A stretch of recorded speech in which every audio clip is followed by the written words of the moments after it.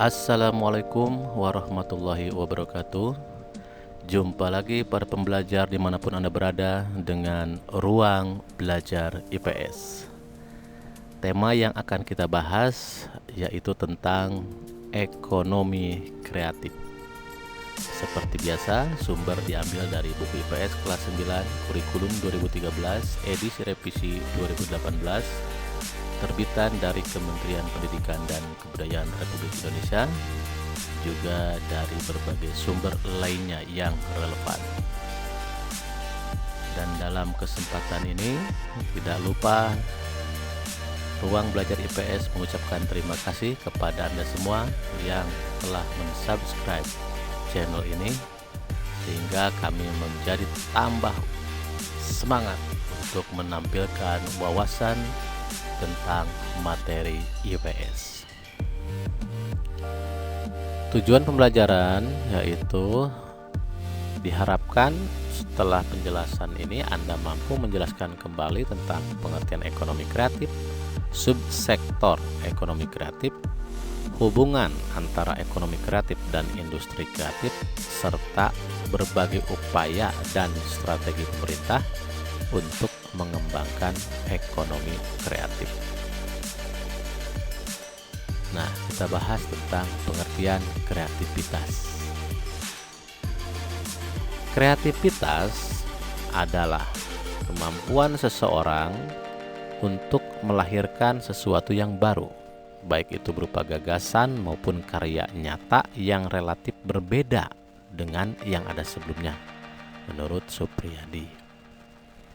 Nah, dari penjelasan ini kita ada gambaran ya. Tergambar bahwa kreativitas itu adalah suatu kemampuan yang dimiliki oleh seseorang. Ya. Kemampuan ini nantinya akan melahirkan sesuatu yang baru.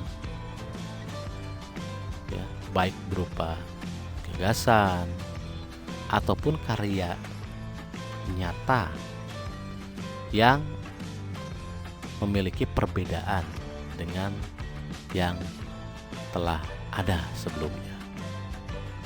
Nah, ini adalah pengertian kreativitas.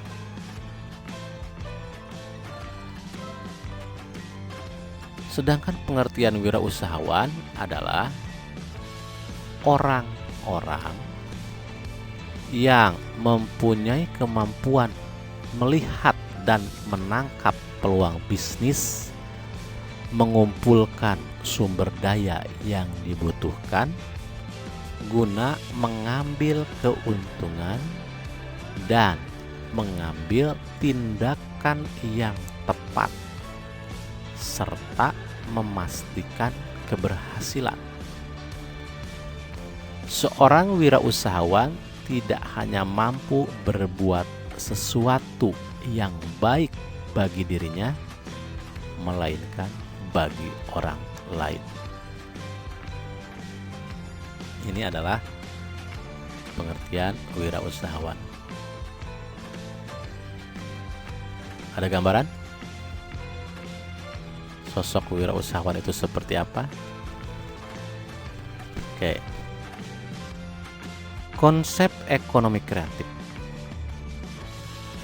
Konsep ekonomi kreatif yang digunakan dalam desain induk mengacu kepada Impres nomor 6 tahun 2009, yang isinya yaitu era ekonomi baru yang mengintensifkan pemanfaatan informasi dan kreativitas dengan mengandalkan pada ide dan stock of knowledge dari SDM sebagai faktor produksi utama dalam kegiatan ekonominya menghasilkan produk atau karya kreatif.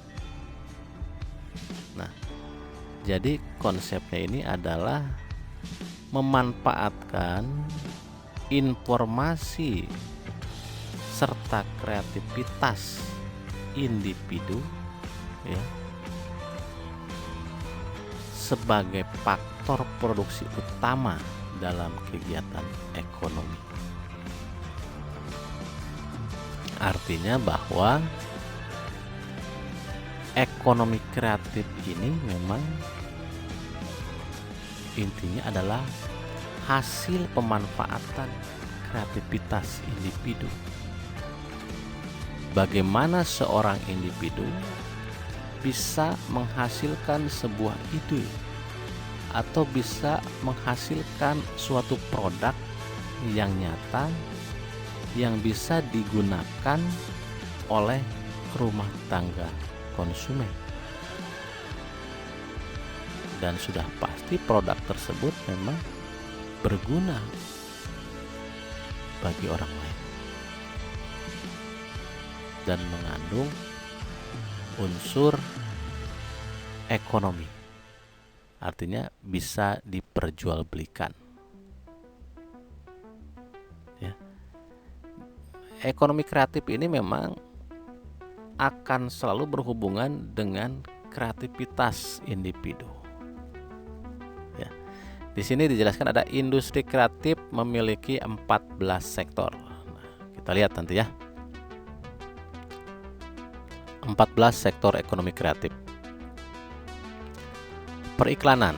Nah, kita sudah tidak asing lagi bahwa periklanan itu membutuhkan kreativitas ya, agar bisa menarik perhatian calon konsumen suatu produk ya. Kita sudah lihat di televisi, di YouTube atau di mana ada produk barang, biasanya di situ selalu akan ada iklan. Kemudian arsitektur berhubungan dengan rancang bangunan ya, seperti membuat gedung bertingkat itu membutuhkan kreativitas ya. Maka masuk ke dalam sektor ekonomi kreatif. Pasar seni dan barang antik sudah pasti ini ya, karena seorang seniman sudah pasti kreatif dia ya. Lalu kerajinan ya, kerajinan tangan ya, biasanya oleh industri rumahan ya, oleh home industry, itu menghasilkan kerajinan tangan yang sangat unik, berbeda dengan kerajinan tangan yang lain biasanya ya, dan itu memiliki nilai ekonomi yang cukup tinggi. Lalu desain dan fashion juga, pakaian gitu.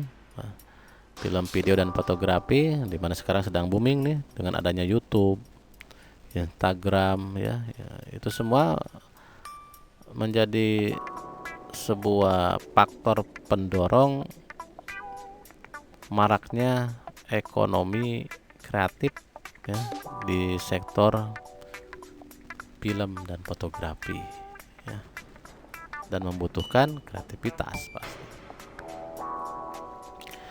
Permainan interaktif ya, games ya, kemudian musik ya, sudah pasti ini. Lalu seni pertunjukan ya, seni pertunjukan langsung ya, biasanya seperti teater, opera ya. Lalu penerbitan dan percetakan ya. Kemudian layanan komputer dan piranti lunak, radio dan TV, serta riset pengembangan. Inilah 14 sektor ekonomi kreatif. Nanti dari sektor ini bisa terbagi-bagi lagi menjadi beberapa bidang di dalamnya ya. Oke, kita lanjut ke peran ekonomi kreatif dalam perekonomian nasional. Nah, ekonomi kreatif ini menunjukkan potensi yang signifikan terhadap penciptaan dan penyerapan tenaga kerja serta pertumbuhan ekonomi. Ya, kalau yang biasanya kita lihat atau kita dengar kan biasanya ekonomi ini digerakkan oleh sektor industri ya, oleh sektor formal lah, misalnya pabrik, industri dan sebagainya yang sifatnya besar ya, dan melibatkan banyak tenaga kerja ya. Namun sekarang ekonomi kreatif juga bisa menjadi pendorong pertumbuhan ekonomi. Karena sekarang ekonomi kreatif ini dianggap, ya, di era kemajuan ilmu pengetahuan dan teknologi di bidang informasi dan komunikasi, ekonomi kreatif dianggap sekarang ini bisa menjadi motor penggerak pertumbuhan ekonomi. Ya. Karena ekonomi kreatif memiliki kekhasan atau keunikan, di mana keunikan yang digali di ekonomi kreatif ini berhubungan dengan keahlian individu. Contohnya adalah kita lihat di gambar ini, kerajinan tangan ini. Hasil kerajinan tangan ini kan tidak semua orang memiliki keahlian yang sama untuk bisa menghasilkan barang ini. Pasti berbeda. Setiap orang ini memiliki keahlian yang berbeda-beda, ya. Maka produk hasilnya juga pasti berbeda-beda. Diharapkannya seperti itu, ya, dalam ekonomi kreatif ini. Tergantung dari kreativitas masing-masing individu. Nah, kemudian ada beberapa jenis modal yang dimiliki oleh individu warga bangsa yang dapat menjadikan seseorang atau masyarakat bertahan dan berkembang dalam menghadapi kehidupan yang sangat kompetitif. Maksudnya seperti yang tadi sudah disebutkan, bahwa modal yang dimiliki oleh individu yaitu apa tadi? Kreativitas. Nah, kita juga bisa mengasah kreativitas kita.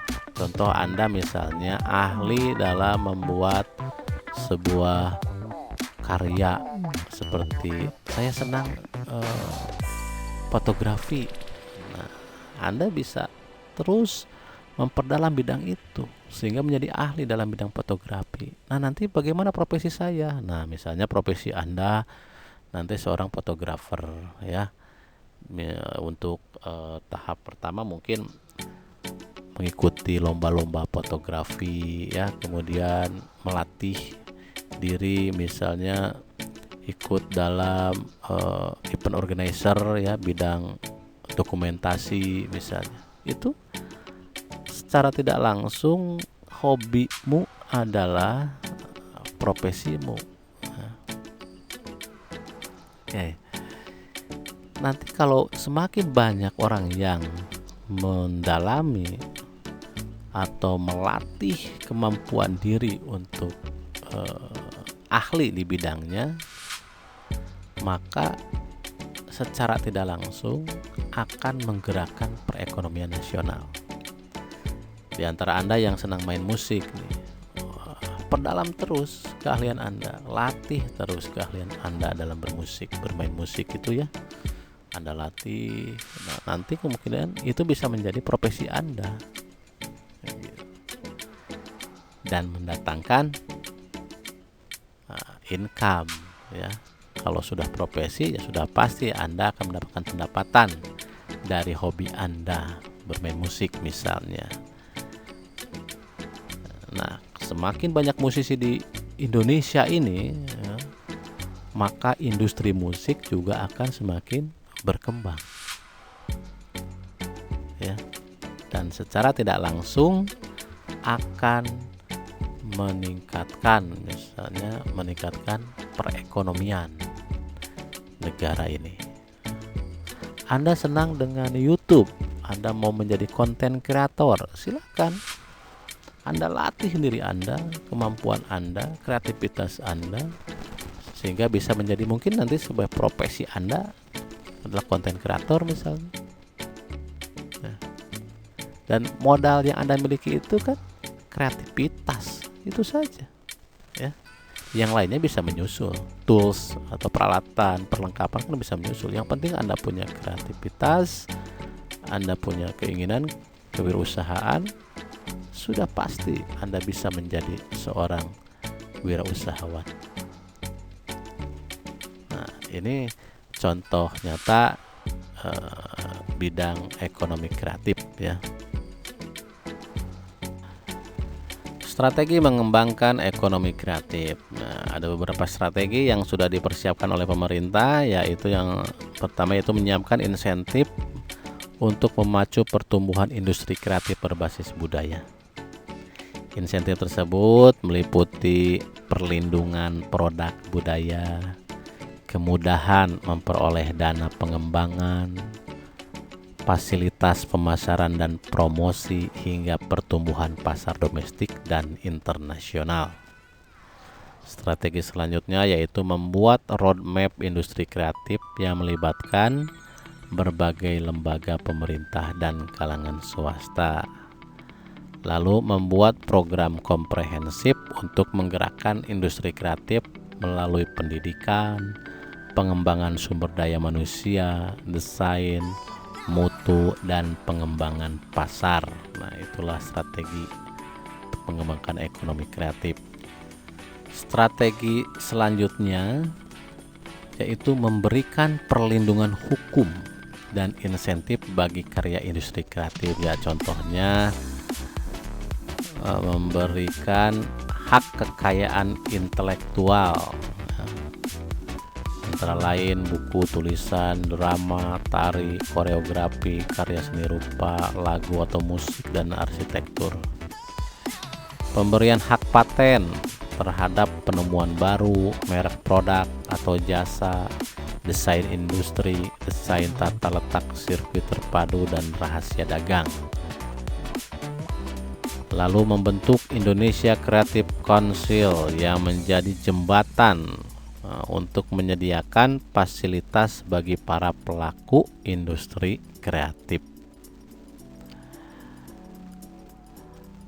Pengembangan database ekonomi kreatif Indonesia yang didukung dengan teknologi informasi. Nah, ini untuk mendata ya semua pelaku industri kreatif yang ada di Indonesia. Peningkatan penggunaan teknologi melalui program kemitraan. Ini artinya ada kerjasama nih antar lembaga, baik lembaga pemerintah atau swasta, dalam hal misalnya untuk pengembangan produk ekonomi kreatif ya. Lalu diadakannya Pekan Produk Kreatif Indonesia ya, secara berkala ya, berkesinambungan. Jadi nanti para pelaku ekonomi kreatif ini bisa memajangkan dan memasarkan hasil produk kreatifnya. Lalu mengadakan festival ekonomi kreatif ya, jadi tingkat ya nasional ya, festival ekonomi kreatif pasti tingkat nasional ini. Lalu membuat wahana kreatif, tempat unjuk kreativitas ya, dan peningkatan jangkauan dan efektivitas pemasaran. Strategi selanjutnya yaitu mengadakan riset ekonomi kreatif dan pemberian insentif yang mendukung inovasi, serta memfasilitasi kegiatan yang mendorong lahirnya insan kreatif dan entrepreneur kreatif baru untuk merangsang terciptanya insan kreatif dan entrepreneur baru di Indonesia. Nah, itulah berbagai strategi yang sudah dipersiapkan oleh pemerintah untuk mengembangkan ekonomi kreatif. Selanjutnya kita ke kuis. Nah, silakan Anda jawab pertanyaan-pertanyaan yang ada di kuis. Baiklah para pembelajar semua, itulah penjelasan tentang ekonomi kreatif ya. Mudah-mudahan bisa bermanfaat.